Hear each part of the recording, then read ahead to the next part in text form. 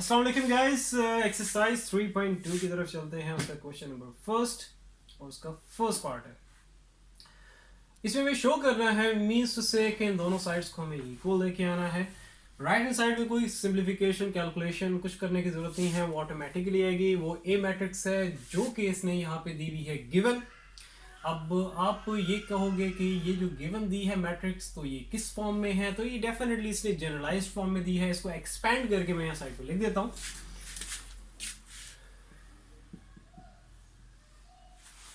अच्छा, given matrix A generalised form में दिया है, तो इसके अंदर जो एलिमेंट्स अभी मैं लिखूंगा वो क्या होंगे, उसको ए से रिप्रेजेंट करूंगा। मींस के एलिमेंट्स जितने भी अंदर होंगे वो सारे ए की फॉर्म में होंगे, स्मॉल ए की फॉर्म में।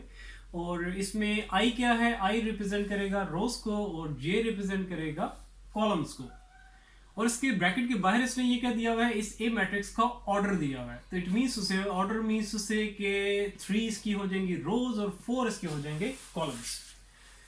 सो इसको अब यहाँ पे मैं लिख देता हूँ। तो हमारे पास आ जाएगा A11, A12, A13, A14, 21, 22, 23, 24, 31, 32, 33 और ये आ जाएगा 34। तो ये हमारे पास आ गई है ए मैट्रिक्स जो कि इसने यहाँ पे जनरलाइज्ड फॉर्म में दी थी, वो मैंने एक्सपैंड करके लिखा है।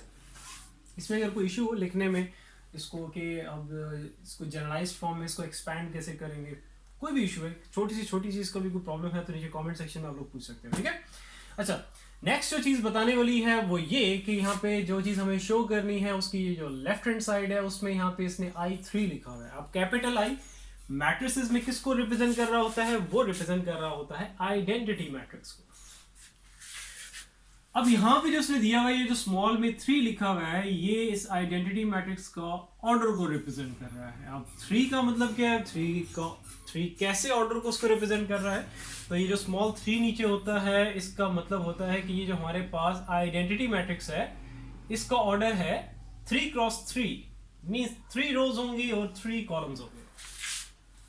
अगर यहाँ पे आ जाता लेट्स सपोज 4, तो 4 रोज 4 कॉलम्स, 2 होगा तो 2 रोज 2 कॉलम्स, 5 होगा तो 5 रोज 5 कॉलम्स।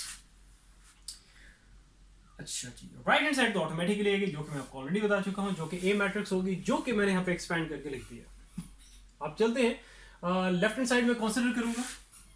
जो भी काम करना है हमें लेफ्ट हैंड साइड कंसीडर करके करना है।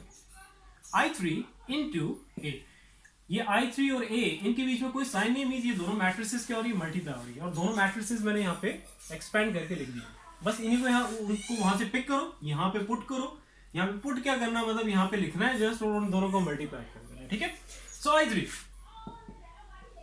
हमारे पास क्या है, 1 0 0 0 1 0 0 0 1। उसके बाद ए मैट्रिक्स जो कि आपके सामने है वो है हमारे पास A11, A12, A13, A14, A21, A22, A23, A24, 31, 32, 33 और ये आ जाएगी 3 4। दोनों मैट्रिसेस को मल्टीप्लाई करना है। मल्टीप्लिकेशन का वही तरीका होगा जो कि 3.1 में मैं आपको बता चुका हूं, यहां पे भी मैं आपको बता दूंगा, जो कि मैंने एक स्टेप डिटेल के साथ करना है, so don't worry about it, okay. अच्छा, फर्स्ट मैट्रिक्स में से फर्स्ट रो को आपने पहले सिलेक्ट करना है और उसको सेकंड मैट्रिक्स के जितने भी कॉलम्स हैं उन सारों से मल्टीप्लाई कर देना। जो कि भी यहां पे सेकंड मैट्रिक्स में कितने कॉलम्स हैं, 4 कॉलम्स हैं, सो मल्टीप्लाई कर देते हैं एलिमेंट टू एलिमेंट, ठीक है। First row first column 1 A11 multiply हो रहा है, ठीक है। तो 1 1 A11, ये 0 से कुछ भी मल्टीप्लाई 0, 0 से कुछ भी मल्टीप्लाई 0, अब स्पेस छोड़ दो। अब फर्स्ट रो सेकंड कॉलम 1 से A12 मल्टीप्लाई होगा, A12 0 से तो 0, ये भी 0 से मल्टीप्लाई है तो 0 से कुछ मल्टीप्लाई तो 0 हो जाएगा, ठीक है। नेक्स्ट आगे चलते जाओ।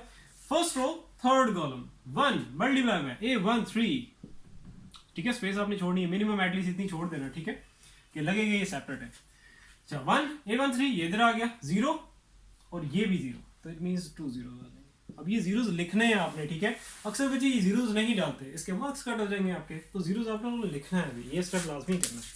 ये मैट्रिसेस वाली अभी जो 3.1 में की है और ये 3.2 भी सारी की सारी आसान है, ठीक है। आगे भी कोई मुश्किल नहीं होगा, आगे कोई मुश्किल क्वेश्चन आएगा तो उसको भी मैं हलवा बना के दूंगा, don't worry about it. Sir कहने का मकसद ये है, कोई भी चीज़ अगर आसान है तो अगर वो एग्जाम में आती है तो उसके फिर स्टेप्स के मार्क्स होते हैं, स्टेप्स के तो मुश्किल क्वेश्चन होगा उसके भी मार्क्स होंगे। इट मीन्स टू से कि आप लोगों की जो चेकिंग होती है बोर्ड में, उसमें हर स्टेप के मार्क्स होते हैं। ये नहीं है कि अगर आप जंप मार के डायरेक्टली करते जाओगे तो आपको मार्क्स फुल मिल जाएंगे, आप लोगों ने अगर ठीक भी किया होगा तब भी मार्क्स आपके कट होंगे। तो स्टेप्स कंप्लीट करने हैं आप लोगों ने। इसको मैं अरेज कर देता हूँ, मुझे स्पेस चाहिए आगे। अच्छा भाई, अब first row fourth column 1 A1 4 +0 +0। चलो अभी नेक्स्ट आ गया सेकेंड रो फर्स्ट कॉलम। और जब भी मैट्रिसेस के कोई क्वेश्चन करो, ये मैं पहले भी कह चुका हूं, मैट्रिक्स का कोई क्वेश्चन आता है लास्ट में इसको अटेम्प्ट करना, ठीक है, क्योंकि ये बहुत ज्यादा फोकस मांगता है। स्टार्टिंग में आपके ऊपर टाइम का प्रेशर होता है, सो इसीलिए अगर आप इसको पहले लेके सॉल्व करना शुरू कर दोगे, टाइम के प्रेशर की वजह से आप इसको जल्दी जल्दी करने की कोशिश करोगे, जल्दबाजी में अगर मैट्रिसेस का क्वेश्चन करोगे तो कहीं ना कहीं मिस्टेक हो जाती है, ठीक है। और स्पेशली मल्टीप्लिकेशन हो जाती है। मल्टीप्लिकेशन मुझे पता है सारे बच्चों को आती है, लेकिन यह है कि टाइम के प्रेशर हैंडल ना करने की वजह से, स्पीडीली काम करने की वजह से आप कहीं ना कहीं गड़बड़ कर देते हो। सो इसीलिए मैं सारे बच्चों को कहता हूँ, मैट्रिक्स का वो क्वेश्चन आता है, बेशक पहला क्वेश्चन क्यों ना हो, उसको अपने लास्ट में करना है, ओके। और स्पेशली मल्टीप्लिकेशन में स्पीड अपनी डेड स्लो कर देना। चलो भाई, अब सेकंड रो फर्स्ट कॉलम, 0 से कुछ भी मल्टीप्लाई 0, 1 से मल्टीप्लाई A2 1 तो A2 1, 0 से मल्टीप्लाई कुछ भी 0, स्पेस छोड़ दो। सेकंड रो सेकंड कॉलम, 0 से कुछ भी मल्टीप्लाई 0, 1 से मल्टीप्लाई A2 2 तो ये आ जाएगा A2 2, 0 से मल्टीप्लाई कुछ भी तो आ जाएगा 0।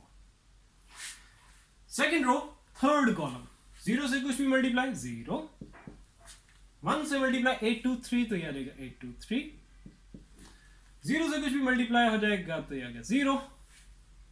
सेकेंड रो फोर्थ कॉलम, तो 0 से मल्टीप्लाई कुछ भी 0, 1 से मल्टीप्लाई बाय A2 4 तो ये आ जाएगा A2 4 प्लस 0, ठीक है, ये 0 था तो 0।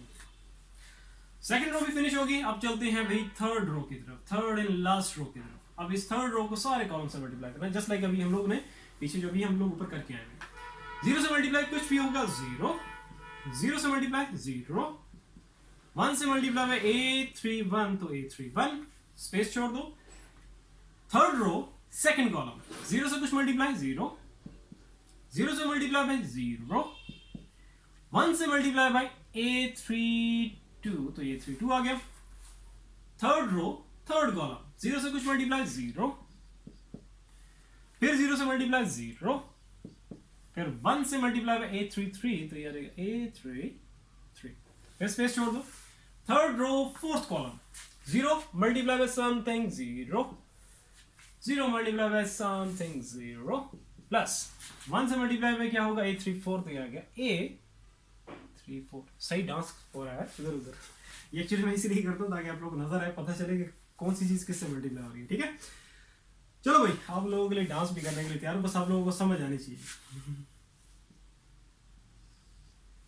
अच्छा भाई नेक्स्ट आ गया। कुछ मेरे स्टूडेंट्स हैं लाइव स्ट्रीमिंग में कह रहे थे कि सर क्लासिकल डांस करके दिखाएं। ये क्लासिकल डांस हो गया ना। अच्छा चलो भाई, अच्छा यहाँ पे इनको सिंपल एडिशन करनी, सारे जीरोस में डेफिनेटली जो भी चीज होगी वही सरवाइव करेगी। जस्ट नेक्स्ट आगे चलो, A1 2, A1 3, A1 4, यहाँ पे आ जाएगा आपके पास A2 1, A2 2, A2 3, A2 4, A3 1, A3 2, A3 3 और ये आ गया A3 4, ठीक है। आपके पास मोड के क्या आ जाएगी, वो आपके पास ए मैट्रिक्स आ जाएगी।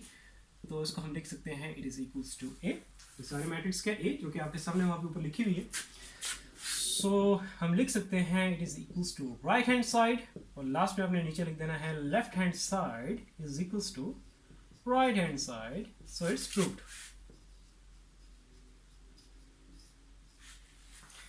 आई होप क्लियर होगा। स्टिल अगर कहीं पे भी कंफ्यूजन है किसी भी तरह की तो नीचे कमेंट सेक्शन में कमेंट करके आप लोग पूछ सकते हो। इंशाल्लाह ताला फिर नेक्स्ट वीडियो मिलते हैं। अपना बहुत सारा ख्याल रखो। अल्लाह हाफिज़।